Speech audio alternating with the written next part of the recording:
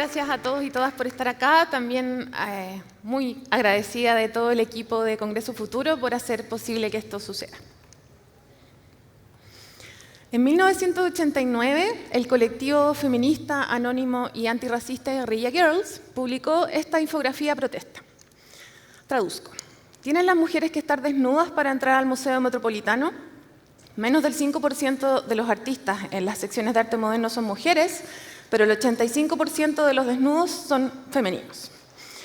Aquí, en esta infografía, podemos ver al menos dos mensajes.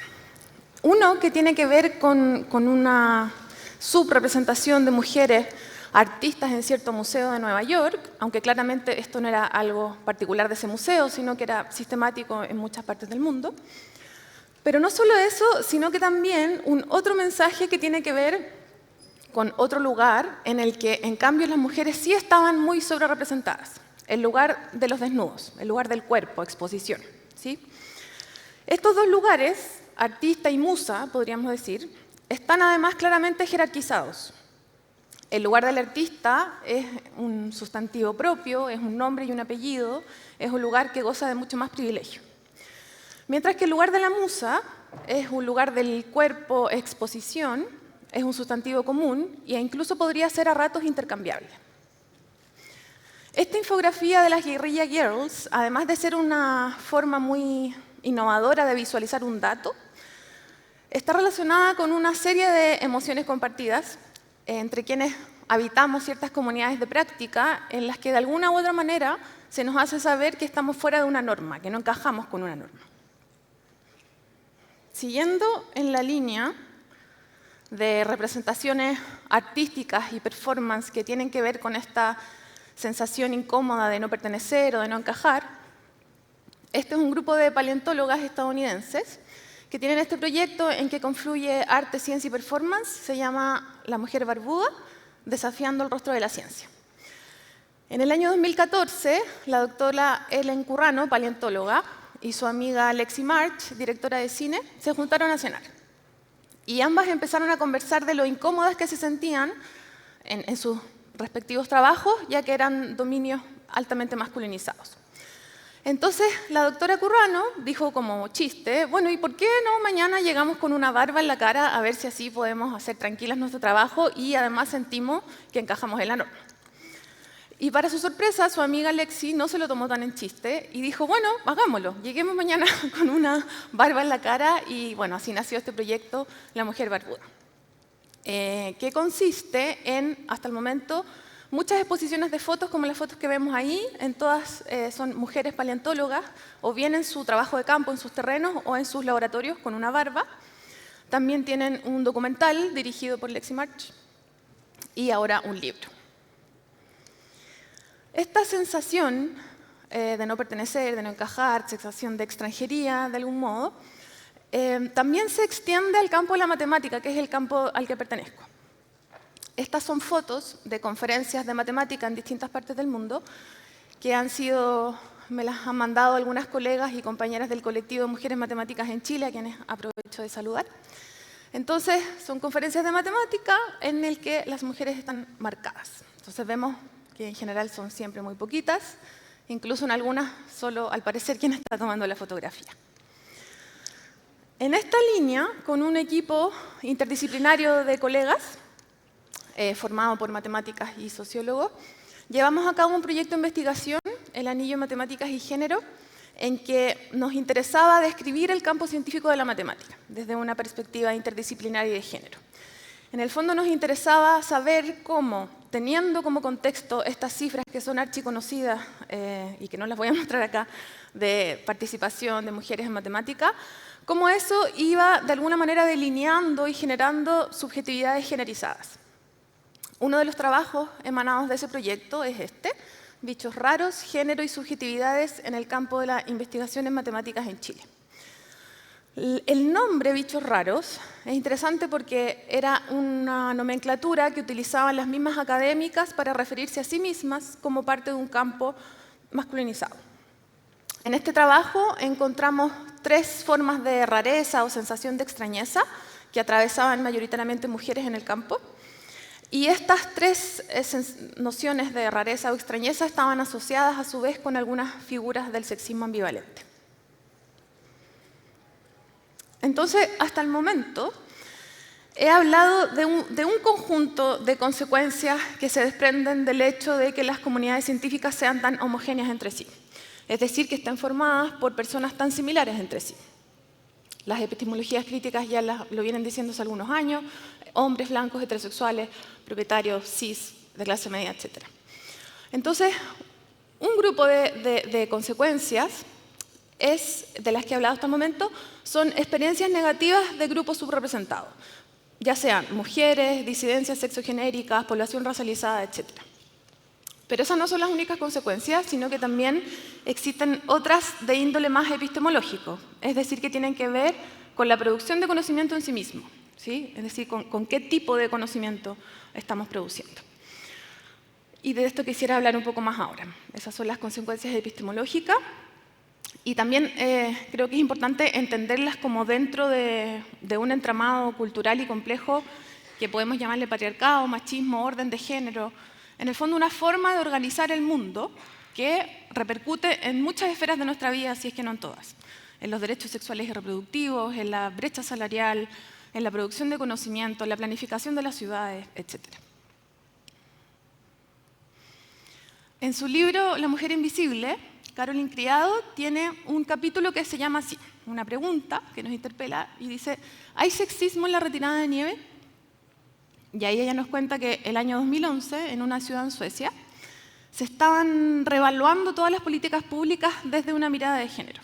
Entonces, un funcionario que se dedicaba a las labores de retirada de nieve dice también en tono chiste: bueno, aquí al menos la gente del género no va a venir a hurgar porque esto no tiene nada que ver con el género. O sea, a simple vista podría parecer que la labor de retirar nieve es neutra al género, ¿sí? Y eso hizo que la gente que estaba en ese momento revisando las políticas públicas se preguntara en serio: ¿hay sexismo en la retirada de nieve? Y la verdad es que sí, porque las labores de retirada de nieve tienen que ver con la planificación de una ciudad, ¿sí? Y en ese momento, como en casi todas las ciudades, había una cierta lista de prioridades sobre qué calles o qué lugares sacar la nieve primero, ¿sí? Entonces, en los primeros lugares de esa lista estaban las grandes avenidas, los lugares por los que pasan muchos vehículos, etc. Y en los últimos puestos de esa lista estaban las ciclovías, las veredas, los pasos peatonales, ¿sí? Y si eso lo contrastamos con los patrones diferenciales de movimiento en una ciudad que tienen mujeres, hombres, disidencia, los datos nos muestran que las mujeres en general se trasladan más, ya sea en transporte público, en bicicleta o a pie. En cambio, los varones es mucho más probable que utilicen autos, y de hecho, si en alguna familia hay un auto, es mucho más probable que ese auto sea ocupado por un varón, ¿sí? No solo eso, sino que también los motivos de desplazamiento son distintos. Las mujeres en general se mueven por la ciudad con objetivos que tienen que ver con labores de cuidado. Los patrones de movilidad son distintos, ¿sí? Entonces, estas dos cosas mezcladas hacían que con esta lista de prioridades en la retirada de nieve, quienes fueran más desaventajadas eran en particular las mujeres. Pero esta forma, digamos, o esta idea de construcción de un mundo en una norma y horma masculina no solamente se restringe al ámbito de la planificación de las ciudades, sino que también al ámbito de la salud.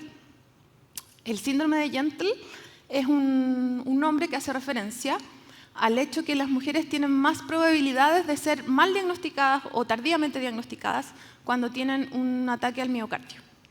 Esto porque la sintomatología típica asociada son los síntomas masculinos, ¿sí? Es decir, esos son los síntomas normales. Y los síntomas de las mujeres son considerados como atípicos, lo que da cuenta de un paradigma de invisibilidad femenina en la medicina. Otro ejemplo de lo mismo es el ejemplo de la droga Zolpidem, que hace algunos años la FDA, que es la institución encargada de regular estas cosas en Estados Unidos, tuvo que recomendar bajar la dosis en mujeres luego de que 2 mujeres tuvieran un accidente fatal conduciendo después de tomar este remedio. Y no fue porque ellas utilizaran mal el medicamento, sino que porque hasta ese momento la dosis recomendada había sido estandarizada solo en varones, ¿sí? Entonces, con estos ejemplos, y hay muchos más del mismo estilo,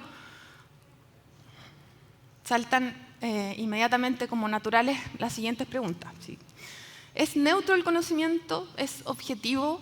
¿Está desligado del contexto histórico, social y político?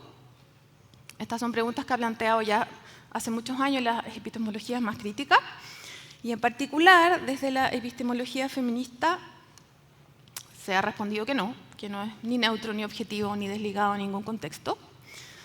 Donna Haraway, principal o una de las principales exponentes de la epistemología feminista, propone que todos los conocimientos son situados. Es decir, propone concebir los conocimientos independiente del método empleado, poniendo en evidencia el lugar desde el cual se enuncia, ¿sí? Porque en el fondo ningún conocimiento está desligado ni de la subjetividad de quien lo emite, ni de la subjetividad de la época, ni de las valoraciones de una comunidad científica, etc., ¿sí? En otras palabras, todo conocimiento lleva impreso un sello con un tiempo y un espacio en el que ese conocimiento fue desarrollado, ¿sí? Además de un contexto material y cultural específico. Si quisiésemos analizar y profundizar un poco más cómo corroborar o dónde buscar este carácter situacional de los conocimientos, pienso que un buen plan es analizar, por ejemplo, las preguntas. En el fondo, la agenda científica y política que hay detrás de las preguntas que logran ver la luz, en el fondo preguntas que logran desarrollarse y preguntas que no, ¿sí? Preguntas que logran tener financiamiento, preguntas que no, etc. También las metáforas, esto quiere decir el lenguaje con el cual transmitimos el conocimiento, ¿sí? En el fondo, qué palabras, qué adjetivos utilizamos. Aquí Eulalia Pérez Cedeño, por ejemplo, menciona el caso de las narrativas alrededor de la reproducción humana, donde ella dice que lo femenino, en el fondo los ovocitos, etcétera, están dotados de algo así como una metáfora de la bella durmiente, en la medida en que todos los adjetivos utilizados son pasivos, y mientras que los espermatozoides cumplen con una metáfora de la guerra o la milicia, en la medida en que los adjetivos utilizados son del lado de la agencia. Y también buscar en los supuestos, que es en el fondo qué es lo que admitimos como verdadero o real al momento de empezar a desarrollar, ¿sí? En matemática, que esas podrían ser los axiomas. En el caso de los supuestos, un ejemplo que me parece muy entretenido es el de los algoritmos. En su libro Armas de destrucción matemática, la científica de datos y también matemática Cathy O'Neill menciona que un algoritmo necesita al menos dos cosas: una noción de realidad y una definición de éxito. Podríamos verlo como un punto de partida y una dirección, ¿sí? Y en esto de la noción de realidad, necesitamos en el fondo enseñarle a una máquina el mundo, ¿sí? O sea, qué es lo real, qué es el mundo, qué es lo verdadero, y también para que sea capaz en algún momento este algoritmo de tomar decisiones que nosotros vamos a decidir si son correctas o no, ¿sí? Entonces, en este traspaso de información para enseñarle a una máquina qué es lo real, se cuelan un montón de cosas humanas, ¿sí? Porque este traspaso de información parte de un humano o un conjunto de humanos, ¿sí? Cosas inevitablemente humanas como los sesgos, los prejuicios, etc., ¿sí? Entonces, con esto no estoy diciendo que los algoritmos no sean útiles ni que probablemente nos sirven mucho para mejorar nuestra calidad de vida, para acelerar ciertos procesos, etc. Pero no caigamos en la trampa de creer que los algoritmos son neutrales ni objetivos. Esto está súper bien explicado y narrado en el documental Coded Bias o Prejuicio Cifrado, en el que la investigadora Joy Bulwanbini, investigadora del MIT, afrodescendiente, nos cuenta que ella es informática. Entonces, en algún momento estaba desarrollando un proyecto y necesitaba un software de reconocimiento facial. Y cuando ella empieza a probar este software, él no lo reconocía, su cara, ¿sí? Probó hartas veces, etcétera, hasta que se pone una máscara blanca, así como sale en la foto. Y ahí sí la reconoce, ¿sí? Entonces, bueno, y además esto le pasó hartas veces en su vida. Esta fue la vez que ella decidió hacer algo, ¿sí? Pero ya le había pasado. Entonces, ella dice, bueno, ¿qué pasó? Y claro, en el fondo lo que pasaba era que su rostro estaba fuera, era un rostro desviado de la norma, ¿sí? La norma androcéntrica de la cual he venido hablando en estos minutos. En tanto era una mujer racializada, en fin. Entonces, bueno, para cerrar me gustaría cerrar con una pregunta y creo que sería bueno preguntarnos si acaso queremos seguir reproduciendo esta norma androcéntrica en nuestras producciones de conocimiento, si acaso es este el conocimiento que queremos producir. Muchas gracias.